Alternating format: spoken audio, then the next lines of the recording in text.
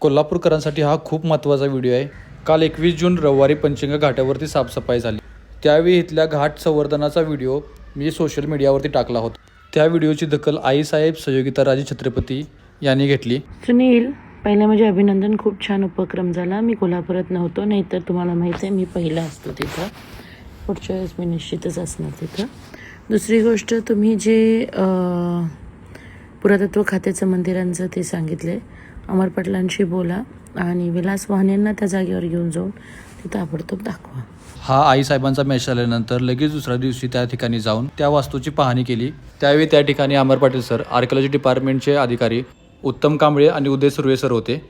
त्याचबरोबर मूर्ती अभ्यासक उमाकांत सर होते। तसेच किल्ल्याची जनजागृती करणारे अस्मा कुर्णीही होते। हे जोपासणं गरजेचं आहे। आता हे पडत चालले, आता हे पडले, आता हे परत स्वच्छता वगैरे केली। यांचा उद्देश काय, इतिहासाच्या बाबतीत हे आहे काका आहेत, प्रसन्न आहेत, यांचा उद्देश आहे की हे जे जोपासना झाले पाहिजे पुढच्या पिढीपर्यंत। आता सर हा पडलाय घाट आपला, बरोबर, ऑलरेडी तिथं करायला गेलं तर भरपूर आपल्याला मेहनत घ्यायला लागणार, जास्त त्रास घ्यायला लागणार।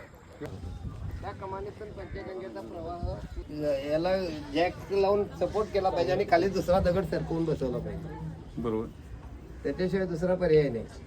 रिकन्स्ट्रक्शन हे प्रॅक्टिकल नाही। नाही नाही याला जॅक लावून जॅक लावून वर उचलणे, खालच्या भागावर दगड बसवणे, बरोबर,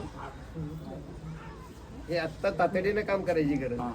हे आता हे कोणाचं आहे, कुठलं हे तर आता ही प्रवाहाचा मार्ग, पहिली कमान आणि दुसरी कमान हे तिथंच आहे। बहुधारी नाम संवत्सर सीतालिंग आणि मातृलिंग लिंग इथेच यज्ञ केल्याचं पुण्य मिळतं।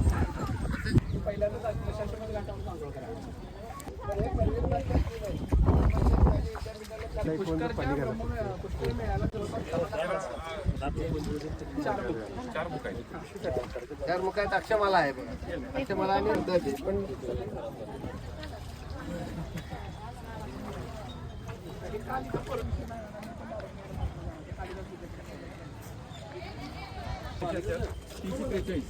कोण तयार करतो त्याचा अभिषेक होतो। तो जो ज्योतिबा प्रसिद्ध झालाय ना गावभर सगळे त्याच्या डोक्यावरती पार